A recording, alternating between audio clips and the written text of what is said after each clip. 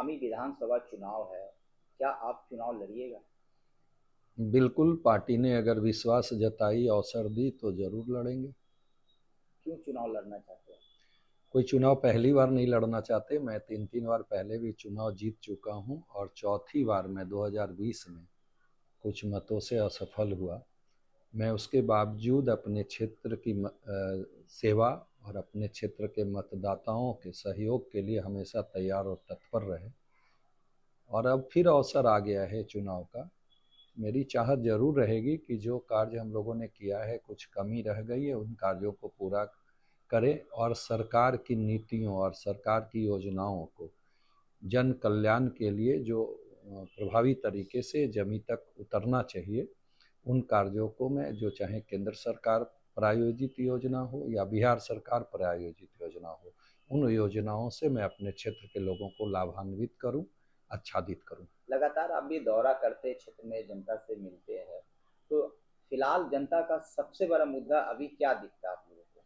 देखिए, कुछ मामले यह सत्य है कि जो स्थानीय लेवल पे जो जनप्रतिनिधि होते हैं और उनका जो काम होता है ब्लॉक लेवल पे, थाना लेवल पे, खास करके जो सरकार की योजनाएं हैं, उन योजनाओं में स्थानीय मॉनिटरिंग से बहुत सारी चीज़ें बहुत आसानी से लोगों तक पहुंच जाती थी। उनमें आज जनप्रतिनिधि की रुचि नहीं होने के कारण उसमें विलम्ब होता है। जो लाभार्थी हैं उनको उसका सही लाभ नहीं मिल पाता है, जिसका लाभ लोगों को सही रूप में नहीं मिल पा रहा है।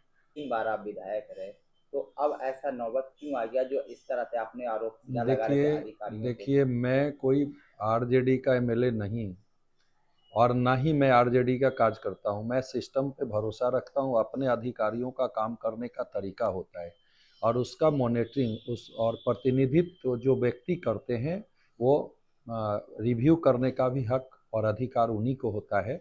मॉनिटरिंग का हक अधिकार उन्हीं को होता है। मैं किसी चीज़ों को अगर कहता हूँ तो एज ए एक्स एमएलए कह सकता हूँ, पर जब मैं निर्वाचित मेंबर था इस निर्वाचन क्षेत्र से, तो मैं उस बैठक में बैठ करके और मैं उनसे सवाल पूछता था। अगर कोई कार्य लंबित थे तो मैं उनसे उस संदर्भ में बात करता था कि आखिर लंबित जब सही सारे डॉक्यूमेंट्स हैं तो फिर आपके पास पेंडिंग क्यों है। बट आज के दिन में जो प्रतिनिधि हैं वो अपनी जिम्मेवारी का निर्वहन करने में फेल हैं। वो उस काम को यहाँ करते तो शायद विधानसभा में क्वेश्चन उठाने की जरूरत नहीं पड़ती कि हमारे यहाँ दाखिल खारिज के कार्य इतने लंबित हैं सीओ स्तर पे। एक सवाल है कि जब आप क्षेत्र में जाते हैं, तो बेरोजगारी मुद्दा, सिंचाई मुद्दा, रोजगार मुद्दा, ये सब मुद्दा को लेकर लोग आपसे मिलते हैं, तो क्या? देखिए, बेरोजगारी मुद्दा और रोजगार मुद्दा, जॉब, ये मुद्दा है, लेकिन इस दिशा में हमारी सरकार निरंतरता से काम कर रही है। आज आप देख रहे होंगे कि बहुत सारे डिपार्टमेंट में बहाली निकली और बहुत सारे युवकों को उसमें बहाली में ये नौकरी मिली भी है और नौकरी और रोजगार मिलाकर हमारी सरकार ने, एनडीए की सरकार खासकर नीतीश बाबू ने घोषणा की थी और उस दिशा में निरंतरता से हमारी सरकार काम कर रही है। युवकों के लिए नौकरी भी और रोजगार के लिए यशस्वी प्रधानमंत्री जी ने बहुत सारे ऐसे स्कीम लाए हैं, जैसे मुद्रा लोन से छोटे छोटे लघु उद्योग को उससे भी आच्छादित करते हुए, बैंक से सपोर्ट दिलाते हुए उनको रोजगार करने का अवसर मिल रहा है। एमएसएमई के द्वारा भी जो रोजगार के लिए लोग आ रहे हैं, जो अपनी छोटी मोटी इंडस्ट्रीज लगाने के लिए वो अपना प्रोजेक्ट डाल रहे हैं, उसकी स्वीकृति देते हुए बैंक से सपोर्ट दिलाकर उन युवकों को आगे बढ़ने का अवसर दिया जा रहा है। आपका हिसुआ विधानसभा क्षेत्र में 3 प्रखंड आता है, हिसुआ, नरहट और अकबरपुर। तो क्या लगता है इस क्षेत्र में क्या विकास होना चाहिए जो जनता के तक नहीं पहुंचा? क्या कुछ पहुंचा? देखिए, अभी भी हमारा डिग्री कॉलेज एकमात्र हिसुआ है। उसके अलावे अकबरपुर प्रखंड में एक डिग्री कॉलेज अवश्य होनी चाहिए, नरहट में डिग्री कॉलेज होनी चाहिए और हिसुआ पुलिस अनुमंडल तो हो गया, अब अनुमंडल का दर्जा इसको मिलना चाहिए, रेवेन्यू अनुमंडल। चूँकि इस दिशा में दिवेश सेहरा 2008 में ही हम लोगों ने बातों को सदन के अंदर गैर सरकारी संकल्प के माध्यम से उठाया था, जिसमें सरकार ने प्रस्ताव मांगा था।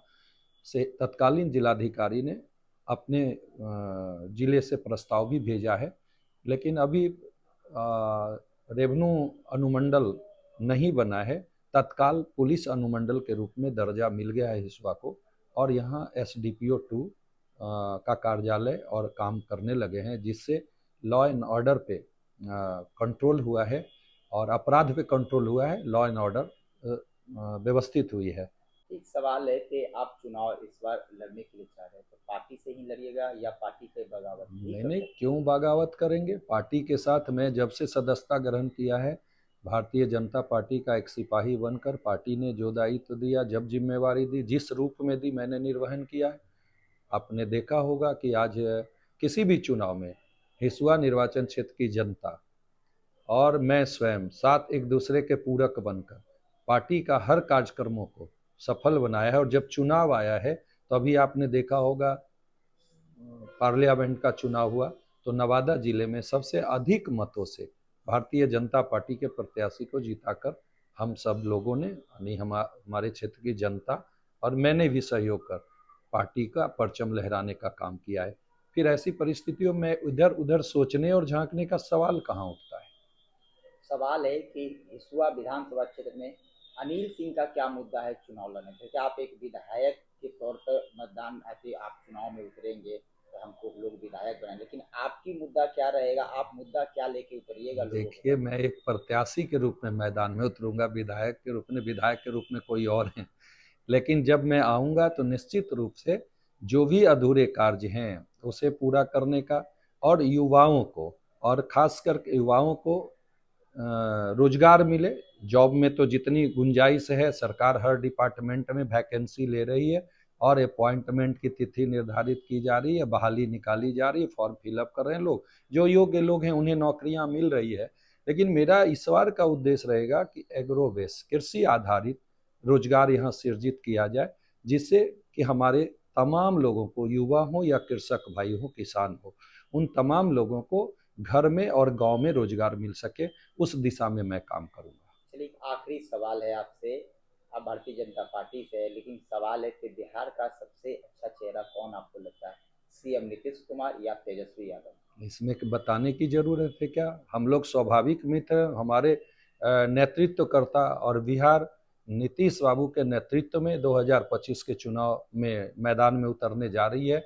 और ये मेरे पार्टी के शीर्षस्थ नेताओं ने एक बार नहीं, कई बार, और हर कार्यकर्ताओं ने इस बात को बोला है। इसमें फिर बताने और जानने की जरूरत ही नहीं है। नीतीश कुमार जी के नेतृत्व में बिहार आगे बढ़ रहा है और डबल इंजन की सरकार, संसाधन पूरा करने में हमारे यशस्वी प्रधानमंत्री नरेंद्र भाई मोदी बिहार को आगे बढ़ने का अवसर प्रदान कर रहे हैं। हम दोनों व्यक्ति के प्रति दिल की गहराई से आभार व्यक्त करते हैं।